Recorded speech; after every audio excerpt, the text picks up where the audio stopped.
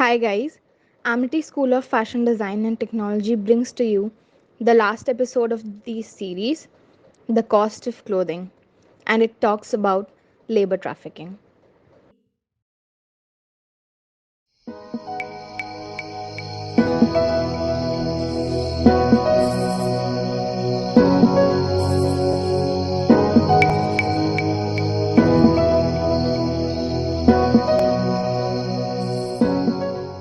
Welcome to StyleQ AudioCast, the first ever fashion podcast by ASFDT, ideated, written, and created at Amity University, Mumbai. Hi guys, I'm Aditi Mandlik And I'm Keith Vaz. and we are your hosts for this podcast. And before we start with anything, I would like to thank Amity School of Communications for providing us with equipments and resources. And today with us we have Siddharth Bharadwaj and Lubaina Surury as our guests from Bachelor of Design, Fashion Communication. So hi guys, how are you? Hello Aditi, hello Keith. Hi. Keith, hi Aditi. What's up? How are you guys? We're good. How are you? How is it being back to university? It's actually good. It's actually my first time to university, and it's actually way better than studying online. I know, right? And It's so much better than Zoom calls. How do you feel about hosting this podcast offline rather than last two podcasts has been done online Online, completely? This right, is for the much, first much better. Yeah, we were always struggling with Zoom meetings and the Zoom meetings ka limit, and it was Yeah, very and then Dogs irrelevant. barking and network connections. yeah. Yeah. So, So let's start with today's episode. what are we talking today? What are we discussing? So today we are going to discuss about. Today is going to be the last episode of our series, The Cost of Clothing, and the topic for today will be labor trafficking in fashion. So let's start from the beginning. What do you guys know about trafficking? Let's start with Lubaina. What do you think? Like labor trafficking in fashion, right? Not in fashion, generally. In Let's start with general, well, the word itself, makes you picturize a lot of exploitation. That is true. And I don't think this is just a topic of discussion. It's also while we are talking about this, I think we should also keep in mind that a lot of people, like actual people in actual places, are going through a lot of turmoil and exploitation and harsh living conditions and working conditions, etc. And I think fashion industry could really do something about it, since we are most probably one of the biggest industries to जहाँ पे labor To trafficking is pollute. taking place. Yeah. To pollute, to like traffic the labor, to exploit labor. We are practically doing all the harmful Yeah. things that we can. Everyone shows the good side of the fashion, but in reality, there is a dark side that are not shown by every brand. People Yeah. think that it's really glamorous as an industry. It's not just glamour. It's there's much more to it, and Everything well, has two sides. So one is dark Yeah. and one is Two bright. sides of we'll the look coin, into right. that today. Yeah. So coming back to the topic of labor trafficking, where do you guys think it started? I think it began when the demand for a lot of clothing came in, near the war time, Yeah. when clothing had to be produced in masses, and a lot of labor was required for that because we didn't have had the tech back then. Do you know which war was it? I think World War II had a more impact rather than No. It was Civil War in New York. It's basically like an interstate war in the US. It was around like 1880s, if I'm not wrong. I read an article which said that before the Second World War, I'm talking about the Second World War, most of the clothing were bespoke. It was Tailored and it was handmade, yeah. tailored. Tailored, yeah. But after that, after the World War, people started losing jobs, and then money was an issue for many And people. during that World War also, people have to contribute anyway to support their country. So someone is supporting as a soldier, but other person is supporting as a tailor who is working very hard in low conditions. Yeah, so as I was saying, after the World War, people started using more of t-shirts and more of jeans. So ready to wear started over there, which further led to a fast fashion, and that's why everything started. But first ready-to-wear garment was actually an army uniform that people Yeah, that's true. what Yeah. led people to make size charts and stuff. size charts, right? Yeah. And do you know what was the reason? behind making army uniforms as first ready to wear? No. Because they were required in masses. A Masses, lot of people because were there was going so to much war. pressure on people that Exactly. nobody could make bespoke garments. Yeah, there was Yeah. no time. Yeah, There was no basically time. There was no lack time. of resources. There Yep. were lack of technology. Also, because by then sewing machines was got smaller, Yeah. so it was So easier it for led to a them lot of to. evolution. But a bigger question here is that that labor trafficking majorly started when there were contingency periods. Okay, when people were people were not having employments, people were not having resources to even live a normal life. Yes. But now that we're out of the contingency zone, I don't understand why is this still going on. Yeah. This is one of the most alarming topics when it It's comes to something fashion. to think about. Yeah. It's a lot to think about. I think because people have comfort, like it's fine that people make ready to wear. Because there is a lot of demand in the fashion industry, and to Yes. meet that demand, cheap labors are available, and many countries overpopulated, and Yeah. people are unemployed. And if someone say no to the minimum wage, someone else will do that work. So Yeah. there is no limitation of workers. And now people relate ready to wear with fast fashion. So, and now there's no 4-season, 3-season concept. There's just like 52 Yeah. seasons round the year. Exactly. So the demand keeps increasing, and I Increasing. think the major cause that labor trafficking is still a thing in the industry after so many human rights and so many climate charters is because it cuts the cost of production. Cheap labor is what helps fast fashion brands or even ready-to-wear brands to produce in masses at lower costs. So that it increases their It profit. is very profitable. It is very profitable. Do you guys know about something called Triangle Shirtwaist Factory disaster? I have in heard New a York? little bit about it that a lot of people got burned. Someone threw a cigarette, and people were locked outside from the outside so that they stay on the workplace. Yes. And Ah, they that's bad. can produce a lot of garments rather than taking breaks. So basically, due to the cigar, the garments caught The fire. cigarette, yeah. Cigarette, Someone yeah. popped out a cigarette, Cigarette. on a pile of clothes and it Yep. caught fire. And no one was because able the to door run was out. locked, nobody was able to escape, and laborers died in masses. People were trying to jump from the window. Yes, they actually did, and hence they died. Around 143 people died in that accident. That's But quite still, a huge disaster. 143 people in one room. I think it's called sweatshops, right? Imagine 143 people actually Yeah. working in same That's or the more whole than point that. of calling it sweatshops. Because as you said, during the Civil War and stuff, a lot of people immigrated, and there was so much lack of space and resources, as we discussed. Yeah. So a lot of people will just crowded into one room to work. Yeah. People, I think we are going to use that sweatshop thing in this podcast a The lot. term, yeah. So, how about someone explain what is sweatshop to a lot of viewers who don't know about it? So basically, sweatshop is a place where many people are made to work at lower wages, and it's just a horrible working condition to mass produce many garments at once. And it's basically very profitable for the developer Yeah. because it's a minimum wage and the cost of clothing. The land very is low. also too small. Yeah. Do you Yeah. know why is it called sweatshop though?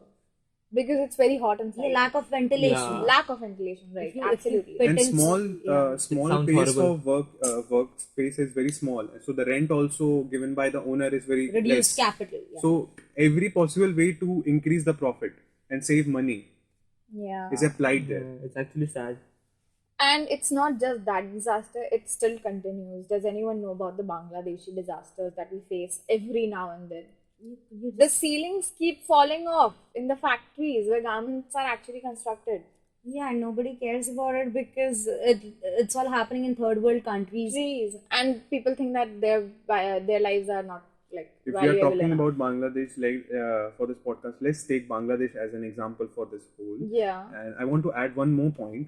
Do you know that they are just getting $2 per day? Yes, It's a that's- even I very read about minimum wage a person can have. That also you have to survive for the whole month. You cannot take leave. People have very like hand to mouth living conditions there. They just get money and they eat. There's nothing left. And these are not grown-up people, even kids below the age of 14. Yes. People make them work because, especially after COVID, because people have lost their jobs. Exactly. A lot of people lost their jobs, and even children are not sitting home because their Yeah. families have to eat. If like 4 people in the family are earning, then they're able to have a proper meal. Meal, right? And you know what? Like it's the age bracket of these people is so young. In the New York disaster that we were talking about, the eldest one was 43 and the youngest one was 14. So imagine all the young people that actually lost their lives out of something that are irresponsibility. Yeah. And due to the unemployment in a lot of developing countries, people are suggested to work rather than study, and they get into working from the young age, and young people are more productive in comparison to the older people. So they also the owner who Also, was they would work at cheaper rates. cheaper Yeah. rate True. because they are more active, they are very efficient. You have to invest less in them because they are called unskilled because of their younger age. Because they're freshers. Yeah, they are freshers. Yes. So, and that's what Lubaina said. Ki 4 people are working to meet the need. That also, for like, let's say $2 to two, that also is going to be $8. $8. If we are living in India, let's convert it approximately with 70. 70 into 8 is approximately 560 rupees. That is so It's- less. And 560 rupees per day for 4 people is so less. How are you going to eat and meet up the requirements? You have to give rent for your house if you are not living in So your we know own that house. labor trafficking is happening because there is so much population and people are Unemployed actually population. opting and people are actually opting for stuff which are pushing increasing the demand, like fast Yeah. fashions, for example. Okay? A lot of demand is there, a lot of consumption is there, and that is why it's produced in masses, and that is why cheap labor is still approached Yeah. Absolutely. instead of instilling technology. And we are talking about fast fashion as if it's something new, but have you heard about the Chinese super giant called Shein?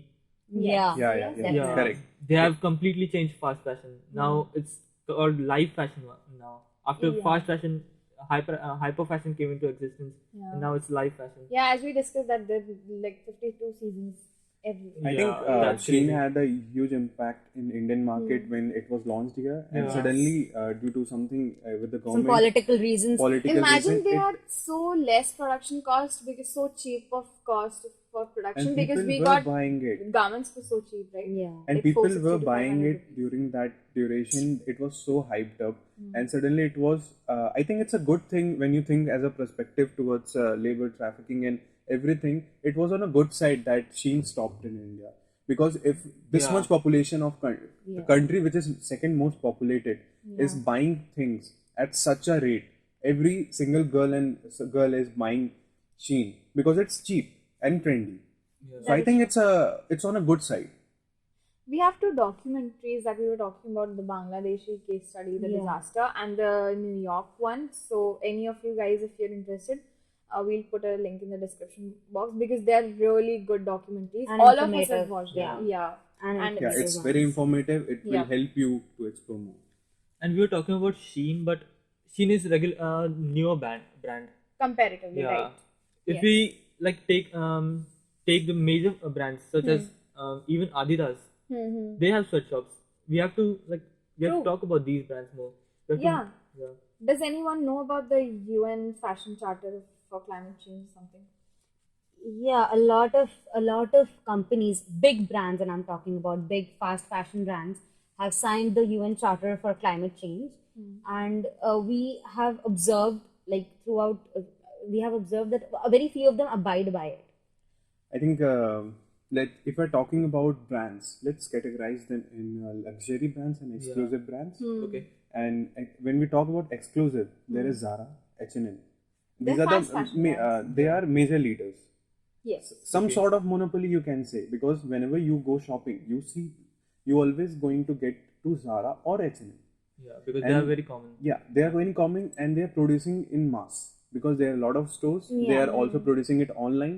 They are selling it online. They keep up with the trends. Yeah, they keep up with the trend, but every medium possible, they are selling it. And the same piece is going to be produced for 2,000 to 3,000 people. I'm saying the minimum. I'm counting it as a minimum. And talking about luxury brands, there is LV, Louis Vuitton, then is Prada. Everyone They make premium pieces though. they make premium pieces, but their wastage is very high. True. Their carbon emission is very high. Very less have signed that leather free and fur free thing. Very less people have very less brands, luxury brands have signed that because they want to create exclusive things, And they want to exploit and exploit and create, and that is done on purpose because they know these are the best way to get an exclusive product.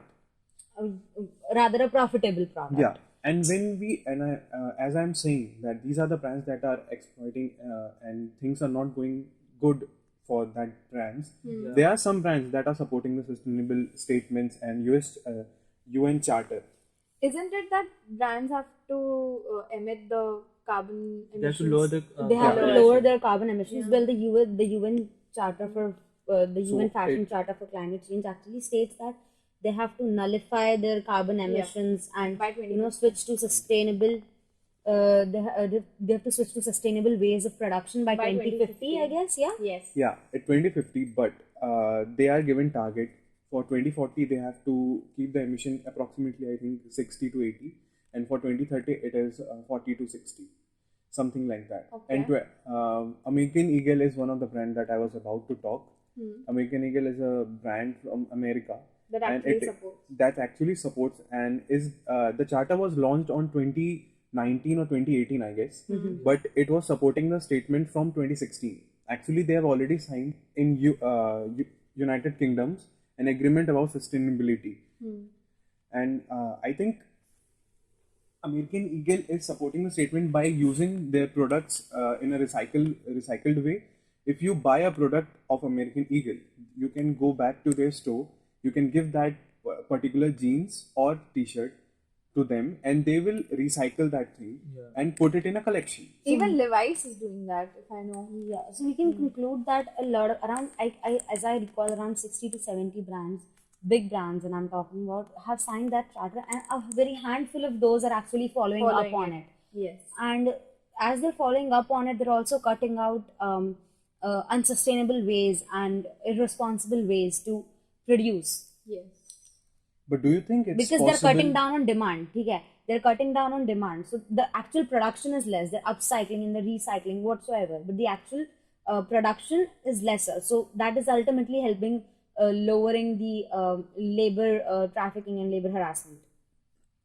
Do you think carbon emission can be come to zero from 2050? Because people are saying that there is a lot of carbon emission going on, but nullifying it, as Lubaina mentioned, is not possible because in the cycle there is transport, there is children working that are everything is going on. So I don't think 2050 is the year that is going to have zero carbon emission from fashion industry. Yeah, I feel the same. I don't think the brands can cut it down to a 0%, but they can come close. But Yeah, they can but as cut we it can out of see, production, but they can't cut it out of the entire cycle. But as we can see, they are not like many brands are not even trying to do it, and that's why we can see sweatshops even today. Many brands are still looking for profitability over ethic. Over ethics. You know what? Maybe technology is the problem. If we have good technologies that don't emit carbon emissions, and also that will automatically cut off labor, right? Labor trafficking. Yeah. So I think we need to talk But then initially it won't be very cost effective because investing in technology is again, an expensive process, and it will cut down on the profitability of companies, and it will cut down a lot. Can you mention any other countries that are involved? Like we were talking about Bangladesh, but there are still a lot of countries. Oh, Vietnam, India, Vietnam, even India. Sri Lanka. A lot of Majorly the third world countries and The developing developing countries. countries. Yeah. So to conclude, we can basically say that a very high percentage of brands are actually supporting labor trafficking directly or indirectly, and even consumers are. Okay? Our pattern of consumption highly affects the way garments are produced, and we have to find a way to cut those down because while we're actually shopping, we forget how those garments or pieces are on the rack. They're made by hands, they're made by someone, and they're produced in masses. And we often forget that these are not all done on machines. Yeah.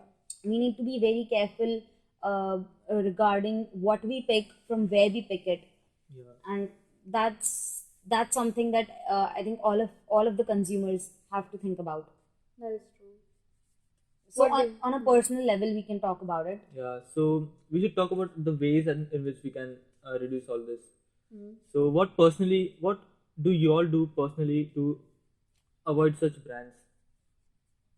Siddharth? I myself prefer clothes that are sustainable and efficient, that can be wear for a long time, rather than investing on fast fashion, which is cheap, less quality of material, low quality of material, and there's a lot of harmful chemicals also that is causing a different type of diseases nowadays. We've talked about it in the first podcast. Yeah, for that, you every new viewer should watch that. Yeah. That. So To get a I reference. would say ki invest on things that is for a long run, last longer, and why not wear some? And I have seen in India a lot of people do that, because people wear their brother t-shirts. Yeah. Yeah, Personally, I do it. Exactly, and even if you ask me on a personal level, I avoid shopping, or even window shopping. I avoid. I usually prefer tailored clothes, which is far more suitable for me because it lasts longer. It fits me better. I don't have to find a size for So myself. quality Over quantity, anytime. Yeah.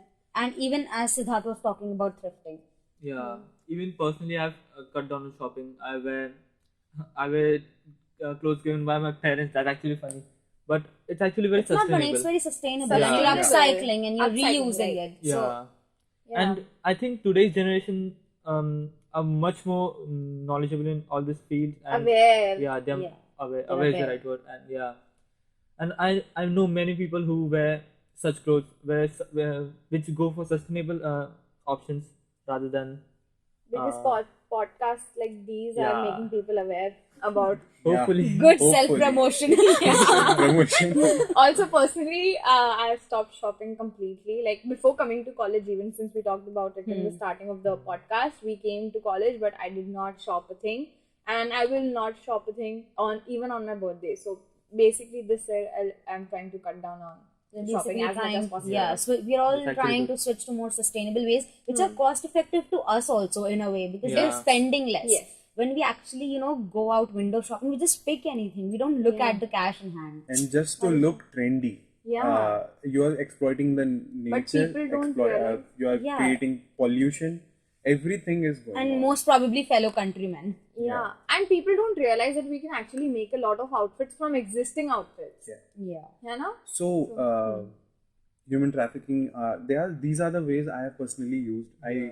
I would like to In a thank way Keith that, also yeah. that he's using his father's choices. That is also funny for him, but it's We okay. are in a way not contributing in trafficking. And of trafficking. labor. Yes. Yeah. So upcycling, recycling, thrifting, Yeah. quality over quantity, anytime. Yeah. I think everyone should. Yeah, and just to be clear, I don't think the sweatshop should be like the people shouldn't be unemployed. They shouldn't be like Correct. But they can be Yeah, given kicked out. better living conditions. Yeah, They can be given that's better exactly working what I'm saying. conditions. Yeah, At least buildings can be renovated once in a while. Once in a and while, these brands yeah. have a lot of money. If Yeah. they Yeah. invest, they can easily invest in buildings. Not even a single brand that we have mentioned is a loss-making brand.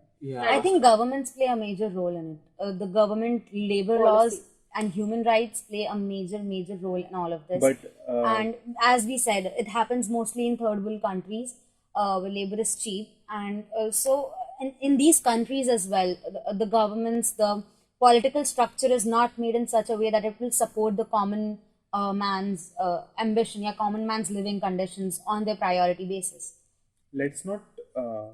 It is a government job to look after it, but it's also a worker's job to find a better condition and to ask for a better condition. And Don't you think that people do that already? no, Why are there strikes then? there are strikes, but they are not getting the end result. That is because of the policies. It's a to and fro cycle. Because Everybody has all to a put in their monopoly. 2 cents. it's all about. Monopoly, right? So this is a everlasting topic topic of and discussion. That is so true. Yeah. You can put in your 2 cents in the comments as well. Yeah, for Always sure. checking up. Yep, and always replying to comments. Yeah. Well, then for now we can end it. And this is the last episode of the cost of clothing, so that we can bring out the glamorous side of Yeah. fashion from the next episode.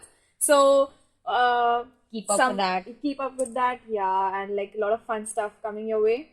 So we would like to thank Lubaina Surury and Siddharth Bharadwaj, and so thank you guys. Thank Thank you you guys. guys for Thank you. inviting Nice us. to have this conversation. Yeah, it was actually really insightful, right? Yeah. and informative. In fact, you can head to our Instagram and even check the description link for relevant articles if you want to And know more documentaries. stats, documentaries, if you are more interested into statistics. Yeah. Okay. Bye, guys. Bye. Bye, guys. Bye. So, guys, that was it for today. As mentioned before, this will be the last episode of the series, The Cost of Clothing. Tune in next time to find out what we talk about next. We would also like to thank Vedant for the visuals, Ishan for the illustrations, and Ritika Tyagi for the sounds. Until next time, peace.